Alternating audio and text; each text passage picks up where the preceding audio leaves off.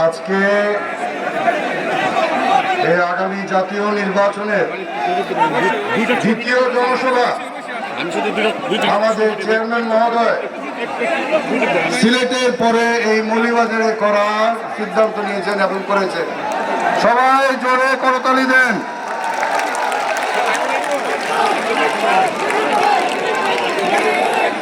Chairman মহোদয়,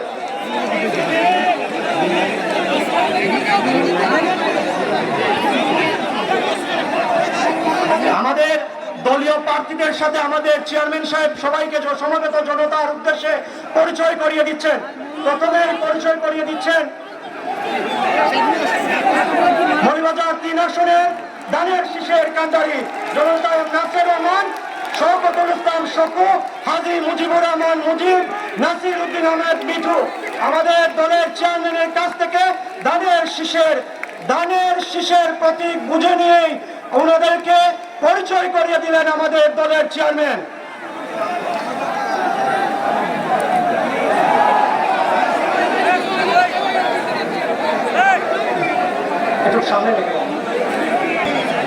আমার ভারপ্রাপ্ত চেয়ারম্যান মহোদয়কে তাকে আমাদের মৌলভীবাজারে স্বাগতম জানাই। আমি চার চেয়ারম্যানকেও বারে বারে খালি ভারপ্রাপ্ত এসে যাচ্ছি। উনি আমাদেরকে যে সম্মানটুকু দিয়েছেন আপনাদের সাথে সশরীরে এখানে উপস্থিত হওয়ার জন্য আমরা সবাই ওনাকে প্রাণ ঢালা শুভেচ্ছা, আমি আপনাদের সবাই পক্ষ থেকে ওনাকে আমাদের প্রাণ ঢালা শুভেচ্ছা জানাচ্ছি। আপনারা এখানে অনেকে গরমের মধ্যে আছেন, না খেয়ে আছেন। হ্যাঁ, আমি বলেছি আপনাদেরকে আজকে একটু কষ্ট করতে হবে সশরীরে আমাদের ভারপ্রাপ্ত চেয়ারম্যানকে দেখার জন্য।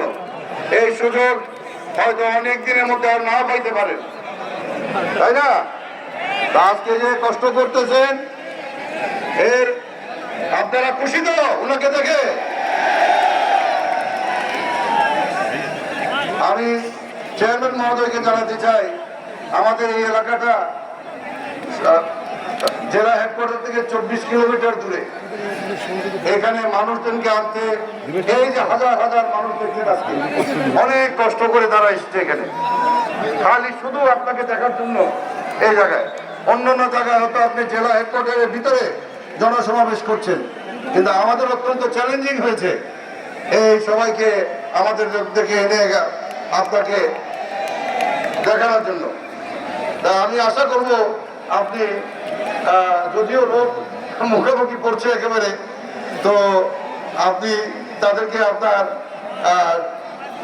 বক্তব্য দিয়ে তাদেরকে আপনি খুশি করবেন। অবশ্যই খুশি হবে, তারা এমনিতেই খুশি হয়ে গেছে আপনাকে দেখে। তো আমি আর আমার বক্তব্য লম্বা করছি না, আপনার জন্য আপনি যাতে আপনার বক্তব্য শুরু করেন সেই ব্যবস্থা করছি। আমি সকলকে এখানে আসার জন্য কষ্ট করে ধন্যবাদ জানাই। খোদা হাফেজ। বাংলাদেশ জিন্দাবাদ, তারেক রহমান জিন্দাবাদ।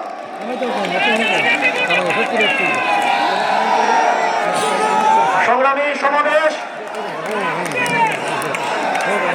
পূর্ণভূমি সিলেট থেকে যে যাত্রা আমাদের নেতা শুরু করেছেন, সেই যাত্রা শুধু একটি শহর থেকে শহরে যাওয়া নয়।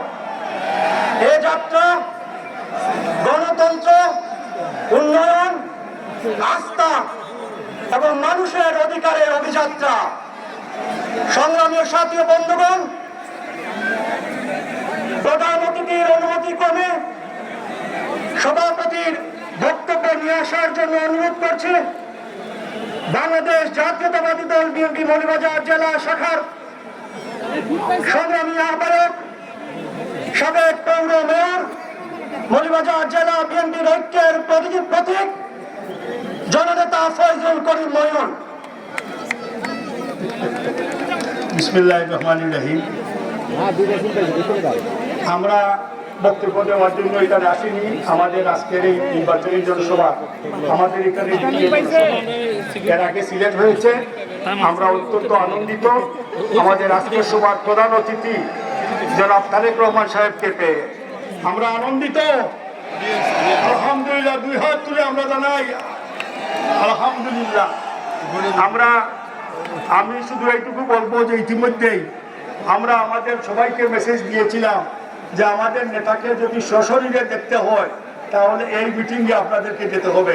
দীর্ঘ 17 বছর তিনি লন্ডন থেকে যে ত্যাগ এবং তিতিক্ষা এবং নির্যাতন ভোগ করেছেন, আমরা সবাই আন্দোলন করেছি, সংগ্রাম করেছি, কিন্তু তিনির মতো ত্যাগ কেউ আমরা করতে পারিনি।